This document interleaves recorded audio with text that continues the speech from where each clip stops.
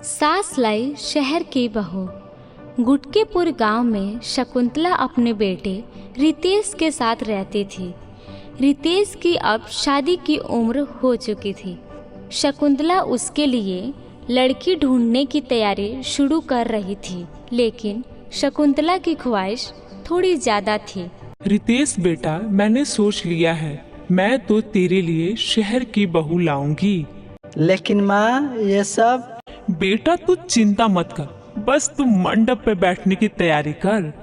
बहुत इतराती है ना सब आसपास की गांव की औरतें कि मेरी बहू तो ऐसी है वैसी है। मैं दिखाऊंगी, अब देखना मैं अपनी इज्जत बढ़ाने के लिए कैसे लाती हूँ शहर की बहू। ठीक है माँ, आप शहर के बहू लाओगे कहाँ से?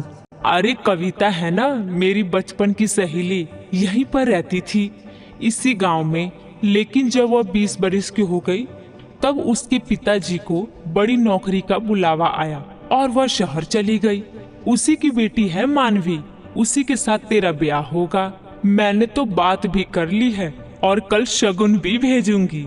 बचपन की सहेलियां शकुंतला और कविता एक दूसरे से मिलती हैं और दोनों आपसी सहमति से रितेश और मानवी का रिश्ता पक्का कर देते हैं और चंद दिनों में रस्मों रिवाजों से उन दोनों की शादी भी हो जाती है। शादी की बात मुंह दिखाई के दिन गांव की सारी आस पड़ोसन की औरतें शकुंतला के घर इकट्ठा हो जाती हैं।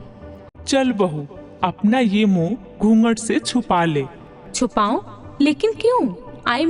मीन विन छोड़ बेटा, तू वैसा कर जैसा मैं कहती हूँ। अरे जब तू चेहरा नहीं छुपाएगी तो कैसे करेंगे मुंह दिखाई रस्म हैं? शकुंतला मानवी के साथ सभी के सामने आती है। सभी मानवी का चेहरा देखते हैं तो सारे आश्चर्यचकित हो जाते हैं। किसी की नजर ना लगे। अरे वाह वाह, कहाँ से ये बहू लाई हो शकुंतला बहन, एकदम कोहिनूर के जैसे। हाय, नजर ना लगे इस कोमल से चेहरे को। वाकई में तू बड़ी भाग्यशाली है शकुंतला, जो तेरे घर में एक शहर की बहू आई है। वही तो, रूप रंग चाल चलन कितना सुंदर है मानवी बहू का। पढ़ी लिखी भी है और इतना होनहार भी है। मैंने तुम सबसे कहा था ना कि मेरी बहू लाखों में एक होगी। मैं अपने वादे की पक्की हूँ। मानवी के आने से घर वालों की नज़र में शकुंतला की और भी ज्यादा इज्जत बढ़ जाती है। रोज कई लोग उसकी तारीफ करते और बधाइयाँ देते, लेकिन शहर की बहू घर में आने से जो परेशानियाँ पैदा होने लगती है, अब शकुंतला और रितेश को उसकी सामना करना पड़ती है। मम्मी जी, ये क्या है यार? क्या है यार मतलब? मैं क्या तेरी यार हूँ? हैं? तमीज उमीज कुछ सिखाई नहीं क्या कविता ने? आई डोंट नो, मॉम को ही फोन करके पूछ लो ना। आई डोंट नो थिंक कि मुझे कोई तमीज नाम का सब्जेक्ट था। उफ़ो। अरे तमीज मतलब मैनर्स, वैल्यू। ओ अच्छा, ऐसी बात है क्या? खैर ये सब छोड़िए, देखिए ना, मुझे कुछ अच्छा नहीं लग रहा। एक तो ये डब्बा टीवी सेट कि इसमें दिन भर में 10 बार केबल जाती है, कि ऊपर से घड़े का पानी पी पी कर मेरा गला खराब हो जाएगा। देखो तो, मैंने एक बार सिलवट्टा यूज किया तो इसकी वजह से मेरे हाथों में कितना छाले आ गए हैं। ऊपर से मेरा स्किन सेंसिटिव है और ये गर्मी, उफ, ढंग के तो पंखे भी नहीं हैं। इनको तो लग रहा बूढ़े हो चुके हैं ये। और रोज कुएं से पानी निकाल निकाल के तो मैं तो थक गई हूँ। अब हम क्या करें, यही होता है गांव का जीवन। हाँ मानवी, और अब तुम्हें इसके अलावा क्या चाहिए? मैं जानता हूँ कि सब कुछ एडजस्टमेंट से भरा हुआ है, मुश्किल है, लेकिन इन सब चीजों के साथ आदत डाल लो ना। तभी मानवी गुस्से से चिल्ला पड़ती है। क्या? हरगिज नहीं, आप लोगों ने मुझे खरीद नहीं लिया है, समझे आप? देखो रितेश और मम्मी जी, आप भी, मुझे घर का रेनोवेशन करना है। इस पत्थर के घर को मुझे शीश महल बनाना है। मुझे फ्रिज चाहिए और केक बनाने के लिए ओवन चाहिए और इंटरटेनमेंट करने के लिए एक बड़ा सा टीवी चाहिए और एक एसी चाहिए। और जो बाहर एक तबेला है ना, उसे भी हटाना होगा। मानवी की मांगों को सुनकर शकुंतला और रितेश दोनों हैरान हो जाते हैं। अरे मानवी बहू, आज सुबह चाय की जगह कुछ और तो नहीं गटक लिया? ये कैसी बहकी हुई बातें कर रही है? अरे जो ये तेरी मांगे है ना, इसे हम कैसे पूरा कर सकते हैं? ना, हमसे ना हो पाएगा। अरे ऐसे कैसे नहीं होगा, आपको करना ही होगा। जमीन बेच दो, गहने बेच दो, जो करना है करो। मुझे इस खट्टारा लाइफ को अच्छी और क्लासिक लाइफ बनाना है। अगर ऐसा नहीं हुआ ना तो मैं मायके चली जाऊंगी। अरे नहीं, ऐसा मत करो, मैं इंतजाम कर रहा हूँ, तुम बस थोड़ा सा वक्त दे दो। Okay, I remember. लेकिन ये थोड़ा वक्त ना ज्यादा वक्त हुआ ना तो इसका अंजाम बुरा होगा, तो देख लेना। मानवी भरे बाजार में बाजार करने जाती तो वो वेस्टर्न और छोटा कपड़े पहनते, जो उसको सभी लोग देखकर उसकी निंदा करते और उसकी बुराइयां करते। अरे शकुंतला, कैसी बहू है तुम्हारी? भरे बाजार में छोटे कपड़े पहन के घूमती रहती है। तुम्हारी नाक काटने का पूरा बंदोबस्त कर रखा है तुम्हारी शहर की लाई बहू ने।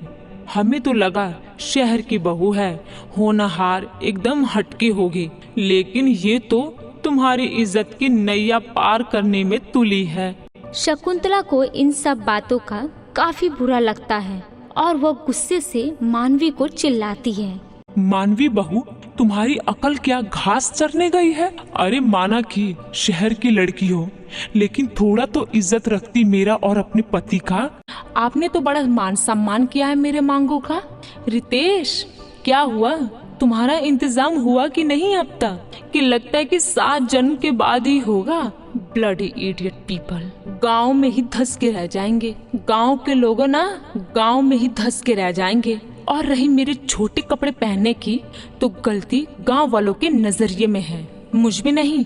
मेरा जो मन करेगा, जैसा करेगा, मैं वैसा ही करूंगी। ना तो आप मुझे रोक सकती हो और ना मैं कभी अपने आप को रोकूंगी। You get it. मानवी अकड़ दिखाकर अपने कमरे में चली जाती है। शकुंतला और रितेश चिंताग्रस्त होकर एक दूसरे को देखते हैं।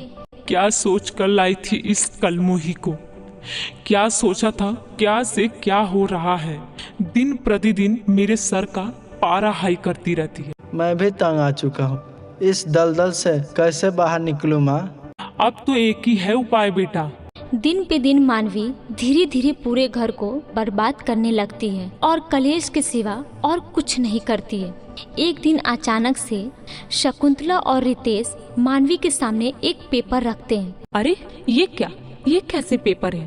कहीं जमीन मेरे नाम नहीं न कर रहे हो? आई नो, भले आप लोग गांव के हो, पैसा तो जम के भरा होगा आप लोग की तिजोरी में। वेल, अपनी प्रॉपर्टी मेरे नाम करने के लिए तो thank you so much Ritesh and mummy ji.